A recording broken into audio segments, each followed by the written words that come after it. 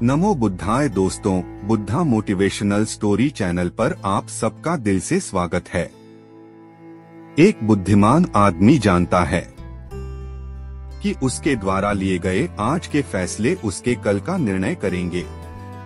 इसीलिए वह अपने फैसले हमेशा सोच विचार कर ही लेता है, क्योंकि वह जानता है कि उसके द्वारा लिया गया छोटे से छोटा फैसला सिर्फ उसको नहीं बल्कि उसके आसपास के लोगों को भी प्रभावित करेगा। हमारा जीवन किस प्रकार का होगा, यह सिर्फ हमारे सोचने के नजरिए पर ही निर्भर होता है। उदाहरण के लिए एक छोटी सी कहानी सुनिए। एक बहुत ही गरीब आदमी था। उसके पास कुछ भी नहीं था, ना उसके पास धन था। उसके माता पिता अंधे थे और उसके कोई संतान भी नहीं थी। ऐसा प्रतीत होता था कि पूरी प्रकृति का कहर उसी पर टूट पड़ा हो। अपनी परिस्थितियों से तंग आकर वह पहाड़ों में तपस्या करने के लिए चला जाता है। बहुत सालों तक तपस्या करने के बाद एक दिन भगवान उसको दर्शन देते हैं और उसे कोई भी वरदान मांगने के लिए कहते हैं।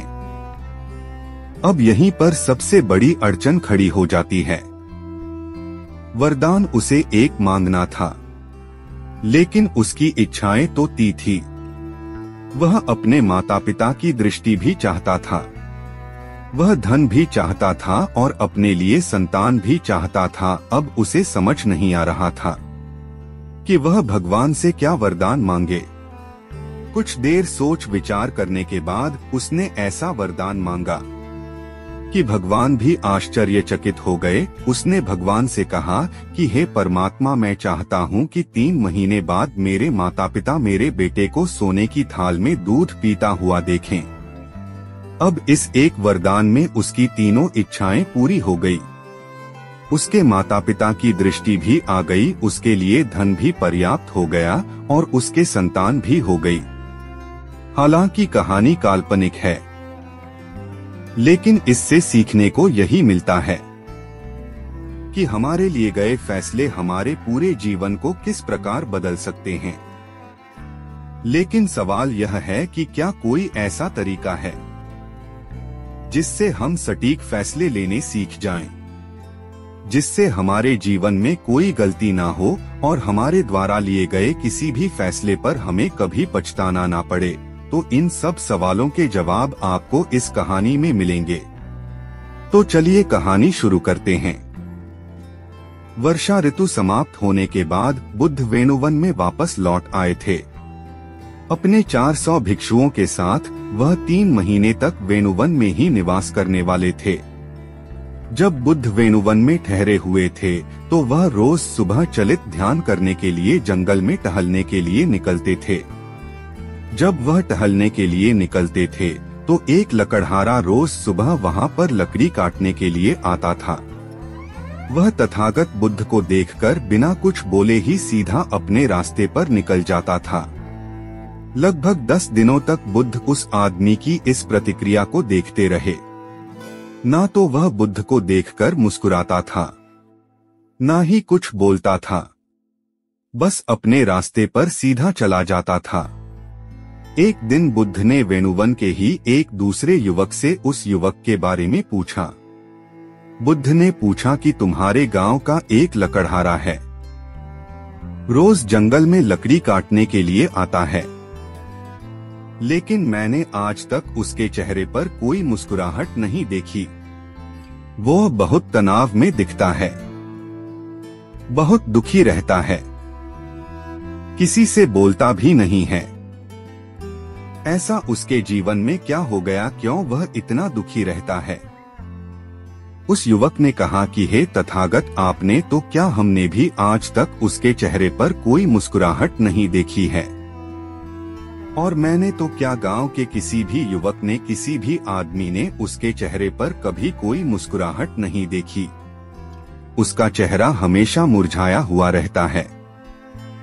वह तनाव में रहता है। जब उससे कोई बात करके उसके तनाव का कारण पूछने की कोशिश करता है तो वह कोई कारण भी नहीं बताता। बुद्ध ने उस युवक से पूछा कि क्या उसके परिवार में किसी की मृत्यु हुई है। तो इस पर उस युवक ने मना करते हुए कहा कि नहीं तथागत, उसका परिवार तो भला चंगा है, उसके परिवार में तो सब लोग हैं। अगले दिन सुबह सुबह जब बुद्ध दोबारा चलित ध्यान करते हुए जंगल से गुजर रहे थे तो उनका सामना दोबारा से उस लकड़हारे से हो गया। बुद्ध ने उस युवक को टोक हुए कहा कि जीवन इतना खूबसूरत है, लेकिन तुम इतने उदास क्यों रहते हो? आज 10 दिन हो गए मैं रोज तुम्हें देखता हूँ, लेकिन तुम्हारा चेहरा हमेशा मुरझाया हुआ रहता है। क्या परेशानी है? जीवन इतना आनंद भरा है, लेकिन तुम्हारे जीवन में कोई आनंद प्रतीत नहीं होता। उस युवक ने तिरछे नेत्रों से बुद्ध की तरफ देखते हुए कहा कि मेरी समस्या का समाधान कोई नहीं कर सकता, इसीलिए मैं किसी को अपनी समस्या बताता भी नहीं हूँ। मैं किसी से कोई बात करना नहीं चाहता। मैं अपने जीवन में जैसा भी हूँ ठीक हूँ। मुझे किसी की सहायता की कोई आवश्यकता नहीं है। उसके शब्द कर्कश भरे थे, लेकिन बावजूद इसके बुद्ध मुस्कुराते हुए उस आदमी का कंधा थपथपाकर अपने रास्ते पर आगे बढ़ गए। लकड़हारा भी अपने रास्ते पर आगे चलते हुए सोच रहा था कि बड़ा ही अद्भुत आदमी था। मैंने कितने कर्कश भरे शब्द उसको बोले, लेकिन उसके चेहरे पर कोई शिकन महसूस नहीं हुई। कोई आम इंसान होता तो अब तक मुझसे झगड़ बैठा होता, लेकिन वह तो मेरा कंधा थपथपाकर आगे बढ़े हैं। सच में यह कोई महापुरुष हैं। वो यह सब सोचता हुआ अपने रास्ते पर आगे बढ़ रहा था कि तभी बुद्ध ने उसे पीछे से आवाज दी। बुद्ध ने कहा कि भंते, लगता है तुम्हारी लकड़ी यहाँ पर छूट गई है। शायद तुमसे गलती हो गई। वापस आकर अपनी लकड़ियां ले जाओ। लकड़हारा वापस पलटकर बुद्ध के पास पहुंचा और उसने बुद्ध से पूछा कि हे तथागत, आपके बारे में सुना तो बहुत था, लेकिन आज पहचान गया कि आप कितने बड़े महापुरुष हैं। मैंने आपसे सीधे मुंह बात तक नहीं की और उसके बावजूद आप मेरी सहायता कर रहे हैं। बुद्ध ने मुस्कुराते हुए कहा कि मेरा जीवन तो मानव जाति के दुखों को दूर करने के लिए ही समर्पित है। अब कोई मुझे अपना दुख बताएगा तो मैं उसके दुख दूर करूंगा, लेकिन तुम्हारे जैसा मनुष्य जो अपना दुख बताना ही नहीं चाहता, भला उसका दुख मैं कैसे दूर कर सकता हूँ? उस लकड़हारे ने कहा कि हे तथागत, मेरा दुख जानकर आप क्या करेंगे? वह दुख दूर नहीं हो सकता है, इसीलिए मैं अपना दुख किसी को बताता नहीं हूँ। बुद्ध ने मुस्कुराते हुए कहा कि हो सकता है मैं तुम्हारे दुख दूर ना कर सकूं, लेकिन दुख बताने से मन हल्का होता है।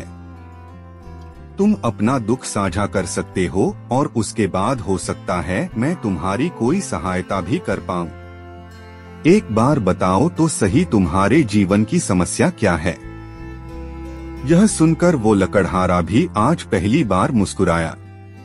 उस लकड़हारे ने कहा कि आप ठीक कहते हैं तथागत, लेकिन मैं चाहता हूँ कि आप अपना जो भी उपदेश दें मेरे बेटे के सामने दे। शायद मेरे दुख को दूर करने के लिए जो सीख आप मुझे देना चाहते हैं, उससे ज्यादा फायदा मेरे बेटे को पहुँच। इसीलिए मैं कल आपसे अपने बेटे के साथ आपके आश्रम में आकर मिलूंगा। अगले दिन सुबह सुबह जब चलित ध्यान करके बुद्ध अपने आश्रम में वापस लौटे तो वही लकड़हारा अपने बेटे के साथ उनके आश्रम में पहुंचा हुआ था। बुद्ध को यह देखकर बड़ा अच्छा लगा। बुद्ध ने उन दोनों को अपने पास बुलाया। पास पहुंचकर उस लकड़हारे ने बुद्ध से कहना शुरू किया कि हे बुद्ध, मैंने अपने जवानी के दिनों में एक गलत फैसला लिया था, जिसकी वजह से मेरा पूरा जीवन बर्बाद चला आ गया। मैं जवानी में बहुत ही ताकतवर हुआ करता था।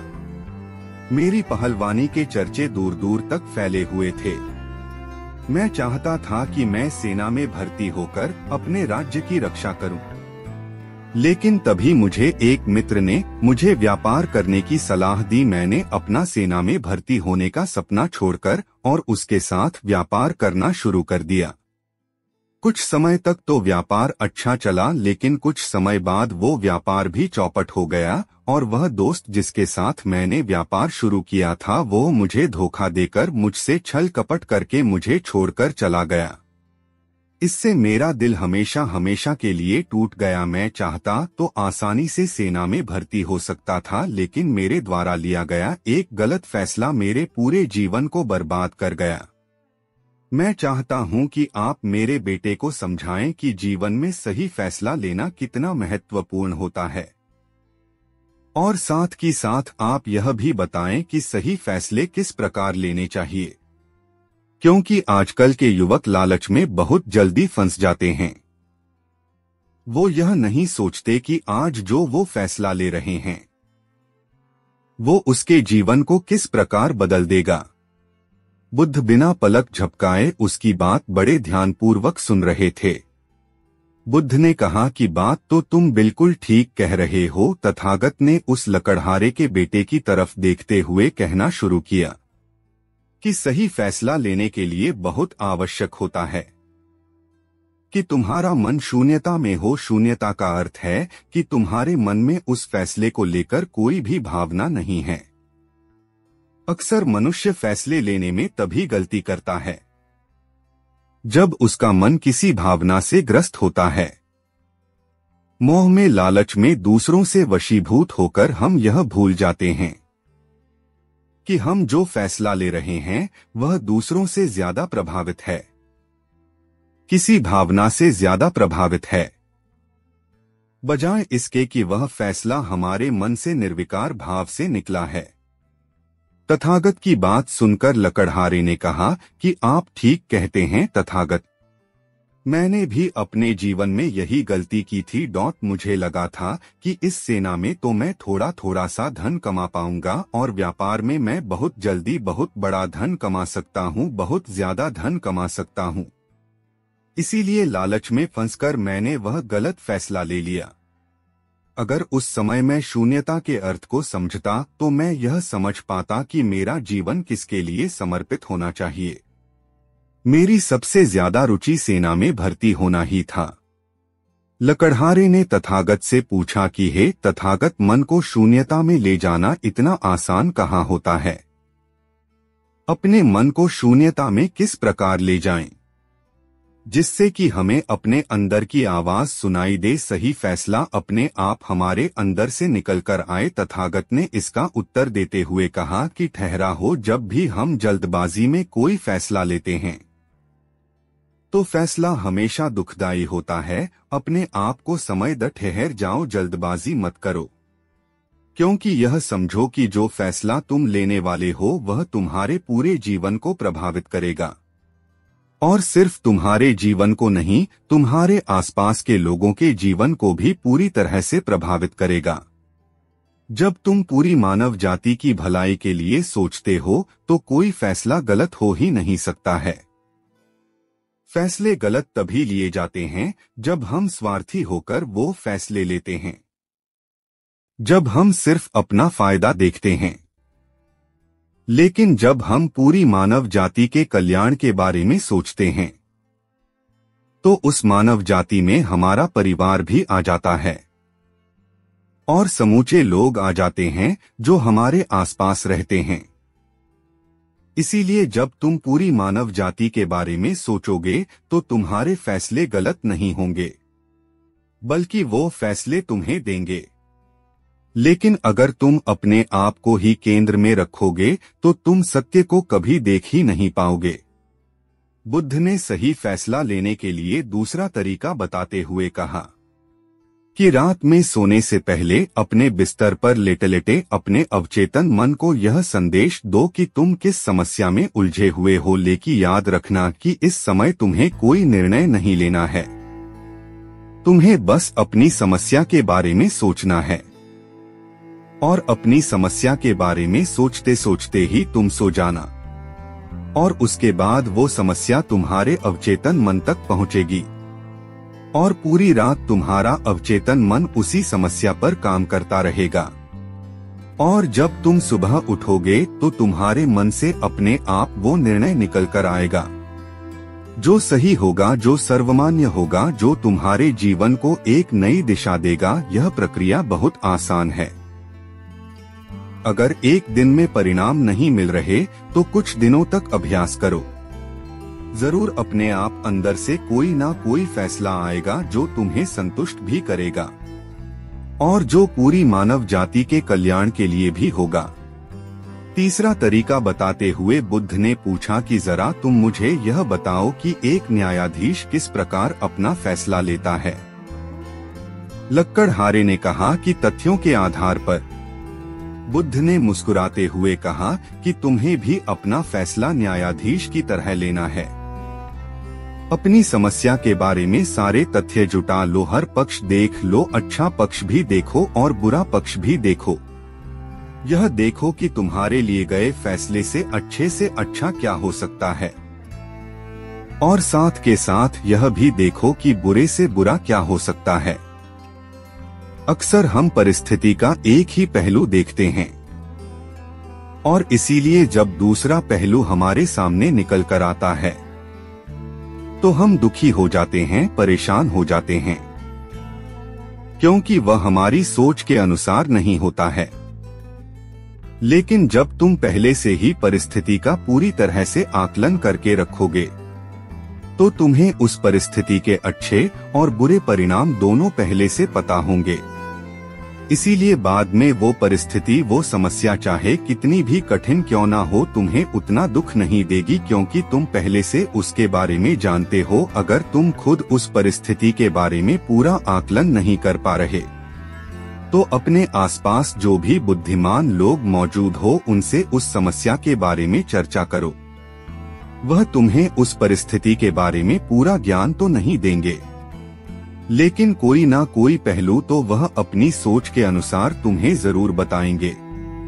और इस तरह जब तुम लोगों से उस समस्या के बारे में चर्चा कर लोगे तो तुम्हें उस परिस्थिति का पूरा ज्ञान हो जाएगा और इसीलिए तुम उस परिस्थिति को पूरी तरह से समझकर सही फैसला ले सकते हो। याद रखना, अपने आप को सबसे बुद्धिमान समझने की गलती कभी मत करना।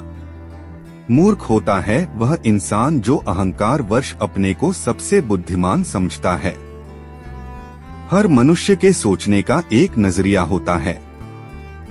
वह अपना पहलू तुम्हारे सामने रख सकता है।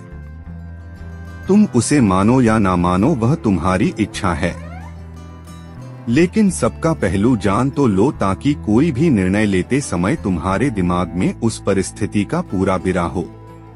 तथागत ने अपनी बात को खत्म करते हुए कहा कि यही कुछ अद्भुत तरीके थे जिनके अनुसार अगर तुम फैसले लेते हो तो तुम्हें जीवन में कभी पछताना नहीं पड़ेगा। वह लकड़हारा तथागत की बातों से बहुत प्रभावित हो गया। वह तथागत के चरणों में नतमस्तक हो गया। उसकी आंखों में आंसू थे। तथागत ने उसको उठाते हुए कहा कि तुम्हारा जीवन तो जैसे बीता वैसे बीता, लेकिन अपने बेटे को हमेशा सही रास्ता दिखाना। इस तरह बुद्ध को प्रणाम करके वह लकड़हारा अपने बेटे के साथ अपने गांव वापस लौट आया। आज सारा गांव देख रहा था कि वो लकड़हारा मुस्कुराता हुआ मस्त मलंग अपने रास्ते पर चला जा रहा था। तो दोस्तों, कैसी लगी यह कहानी आपको कमेंट सेक्शन में जरूर बताना, और अच्छी लगी हो तो इस चैनल को सब्सक्राइब करके नोटिफिकेशन बेल को जरूर प्रेस कर देना। तो मिलते हैं अगली कहानी में, तब तक के लिए अपना ख्याल रखना। धन्यवाद।